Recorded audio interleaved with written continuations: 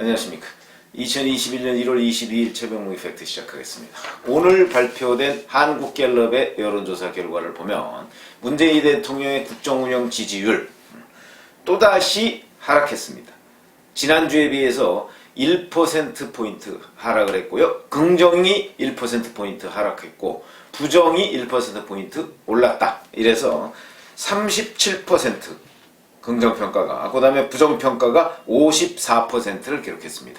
뭐 리얼미터나 다른 데하고는 또 조금 다른, 왜냐면 리얼미터는 이번 주 초에 발표를 했었는데 문 대통령의 지지율이, 국정운영 지지율이 뭐 급등했다 또 이렇게 나왔었죠. 그런데 한국갤럽은 또 다릅니다. 그러니까 하여튼 전체적인 추세도 이게 뭐 오르고 있는 건지 떨어지고 있는 건지 좀 애매할 정도로 리얼미터는 ARS 자동응답 전화고, 그 다음에 갤럽은 면접조사죠. 두 가지 간의 차이가 있는 것으로 보입니다. 그런데 서울을 보면 지금 서울시장과 부산시장 보궐선거를 앞두고 있죠. 근데 서울을 보면 문재인 대통령의 긍정평가가 서울에서 38, 부정이 52. 그래서 전국적인 지지율보다는 서울은 뭐 약간 나은 정도입니다. 뭐 그 정도지만 여전히 서울에서도 문 대통령의 지지율은 부정평가가 압도적으로 높다. 이건 뭐 오차 범위를 훨씬 벗어난 거니까 이렇게 높다고 할 수 있는데, 제가 오늘 말씀드리고 있는 내용은 여당 서울시장 후보라고 하는 사람들이 두 사람이죠. 박영선 전 중소벤처기업 부장관하고 우상호 의원하고인데, 이 두 사람이 문재인 대통령을 끌어들여가면서 선거운동을 벌이고 있습니다. 왜 이럴까? 이런 것들이 좀 궁금해지는 대목이고, 어떤 때는 저도 가끔씩 헷갈릴 때가 있습니다. 지금 문 대통령의 전국은 물론이고 서울에서도 지지율이 별로 그렇게 높지 않습니다. 오히려 부정평가가 훨씬 높죠. 그럼에도 불구하고 자꾸 문재인 대통령을 끌어들여서 선거운동을 하는 이유가 어디 있을까? 우선 첫 번째, 자, 박영선 전 장관은요, 페이스북에다가 오늘 이렇게 올렸습니다. 어제 문재인 대통령과 고별 만찬을 했다. 곁에서 끝까지 보필해드리고 싶었는데 대통령과 아쉬운 고별 만찬이었고 모두 전환이 쉽지 않다. 이런 식으로 얘기를 해가면서 문재인 대통령이 본인을 위해서 고별 만찬을 베풀어줬다는 사실을 페이스북에다가 공개를 한 겁니다. 그러니까 당원들이여 이것 좀 봐주세요. 뭐 이런 거 아니겠습니까? 결국 친문에 대한 구애다. 이렇게 얘기를 할 수가 있죠. 그렇게 볼 수가 있고, 그 다음에 또 박원순 전 서울시장과의 어떤 뭐라고 할까요? 뭐 인연 같은 거? 뭐 이런 것도 의도적으로 이거 별로 도움이 안 되는 건 아닌가 이런 생각이 들 정도로, 무슨 얘기냐면 박영선 전 장관은 여기 안국동이죠. 안국빌딩에다가 사무실을 낸 것으로 지금 알려져 있는데 아마 다음 주에 출마 선언을 할 모양입니다. 그런데 마침 안국빌딩이 박원순 전 서울시장의 선거 사무실이 있던 곳입니다. 그러니까 또 박원순 전 시장과 동일시하는 무언가 마케팅을, 박원순 마케팅, 문재인 마케팅, 박원순 마케팅, 이걸 지금 다 하고 있는 것이죠. 그런데 우상호 의원은, 사선 우상호 의원은 임종석 전 대통령 비서실장과 또 어제 저녁을 같이 먹었다 하는 걸 또 제가 썸네일에도 말씀을 드렸지만 이렇게 사진으로 해서 올려놓고 또 그거를 얘기를 했습니다. 그러면서 자, 문재인 대통령이 투표권이 있다면 당연히 나를 찍을 것이다. 오늘 방송에 나와서 또 그런 얘기를 했더군요.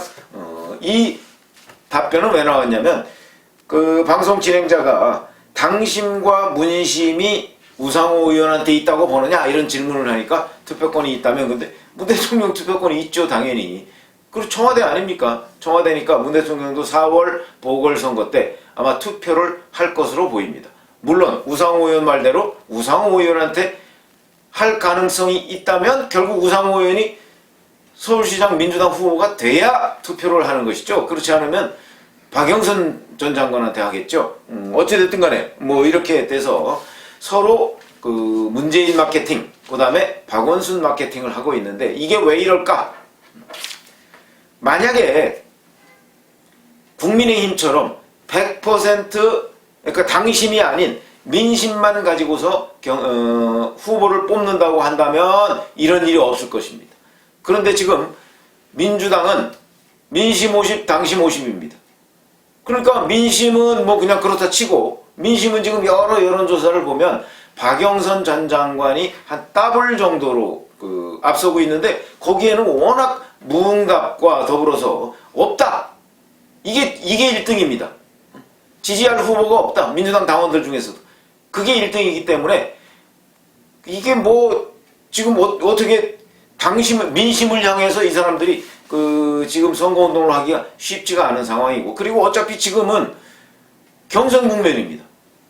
민주당의 후보 등록이요, 다음 주에 있습니다.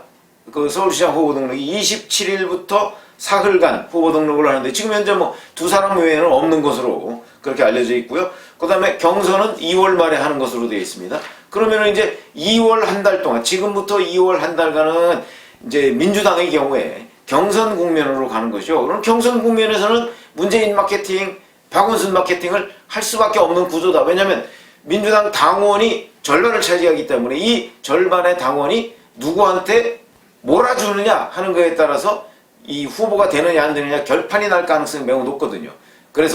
그런데 우리 국민들 입장에서 본다고 한다면 적어도 뭐 국민의힘 지지자는 뭐 말할 것도 없고 그냥 일반적인 중도적인 서울 시민의 입장에서 본다면 이 사람들 정말 웃기네 이런 생각이 들 겁니다. 그럴 수밖에 없는 것이, 아니 문재인 대통령 지금 37%밖에 안 되는데 서울이라고 해도 38%고 부정이 52%로 훨씬 많은데 문재인 대통령 끌어들여서 선거운동하는 게 무슨 도움이 되겠습니까? 그런데도 이 사람들은 당심에 호소할 수밖에 없기 때문에 결국은 문재인 대통령 끌어들이는 마케팅을 할 수밖에 없다. 이게 왜 그러냐면, 이게 이제 정치적으로 보면 민심과 당심의 괴리가 그만큼 크다는 얘기가 됩니다. 민심과 당심, 그러니까 문재인 대통령이 만약에 임기 초반이라면 민심과 당심의 괴리, 그 거리가 그렇게 크지 않습니다. 그러니까 결국 민심에 호소하는 것이 당심에 호소하는 것과 거의 비슷해지는데, 지금 임기 말 아닙니까? 임기 말이다 보니까 문 대통령의 인기가 많이 떨어져 있고, 그러다 보니까 민심과 당심이 지금 괴일이 굉장히 거리감이 있는데, 민심에 호소하자니 당심이 떠나가고 당심에 호소하자니 민심이 떠나가는 양상인데, 경선 국면이니까 당심에 호소하는 수밖에 없다. 그러니까 일반 서울시민 입장에서 본다면 민주당 지금 서울시장 후보로 나왔다는 두 사람이 정말 번지수를 잘못 찾고 있는 건 아닌가, 이런 느낌을 갖게 되는 국면이 2월 한 달이 될 것이다. 이렇게 보죠. 근데 그러면 반면에 국민의힘은 어떠냐? 마찬가지입니다. 국민의힘은 당내 경선이 민심 경선으로 하겠다 이렇게 선언을 했지만 사정은 여기보다는 조금은 낫죠. 그런데 여기는 또 단일화 국면에 지금 단일화 프레임에 갇혀 있습니다.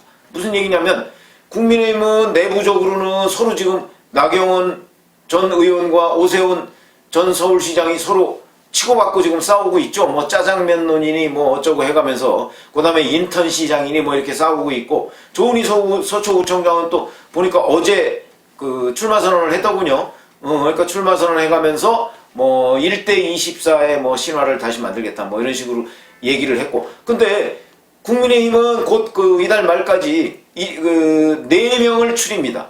4명은 제가 보건대는 오세훈, 그 다음에 나경원, 아마 조은희, 이렇게 세 사람은 뭐 거의 확정적인 것 같고, 네 번째 정도로 거론이 되던 이해훈 전 의원은 포기했기 때문에 아마 그 네 번째 주자가 누가 될 것인가, 그건 이제 약간의 도토리 키재기 비슷하게 될 텐데, 그렇게 돼서 4명이 경선을 벌이는데, 이 4명의 경선은 굳이 당심에 호소할 이유는 없기 때문에, 그러면 이제 이 사람들은 곧바로 민심에 호소해서 국민의힘 경선 주자들의 경우에는 당심과 민심의 괴리가 별로 없어 보이는데, 문제는 여기는 안철수 국민의당 대표와의 단일화 프레임에 또 갇혀 있는 상황이 됐습니다. 이 단일화 프레임 때문에 마치 서울시민 입장에서 본다면 이 단일화를 놓고서 이 야권 내에서 싸우고 있는 양상이죠. 그러니까 이게 눈살을 찌푸리게 됩니다. 그게 아마 국민의힘의 지지율 하락, 이거와 연관이 있을 것이다.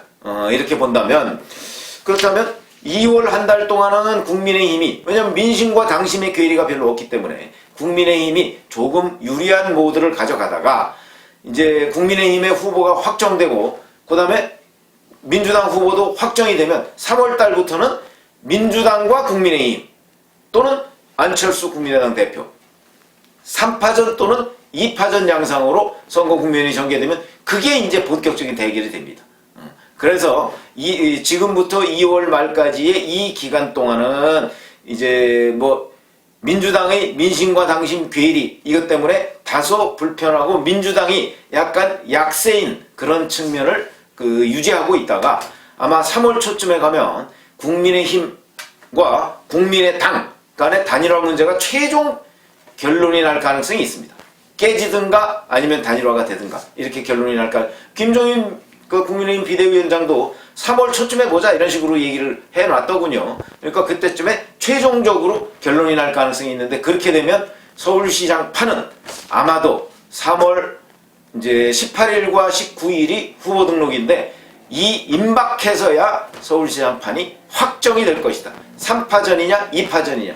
근데 현재 김종인 비대위원장과 안철수 국민의당 대표 간에 이런 단일화를 둘러싼 여러 가지 시각 차이가 약간은 감정 싸움으로 번지는 듯한 느낌을 주고 있습니다. 왜냐면 어차피 지금 안 하더라도 국민의힘 후보 경선을 먼저 하고 나서 나중에 뭐 단일화 시도를 한다고 하더라도 지금 감정의 골이 깊어지면 나중에 단일화하기가 훨씬 더 어려워지는 게 사실입니다. 아무리 지금 전략적으로 두 사람 간에 뭐 서로 평화하고 이런 게 있더라도 거기에 감정이 섞이면 곤란하거든요.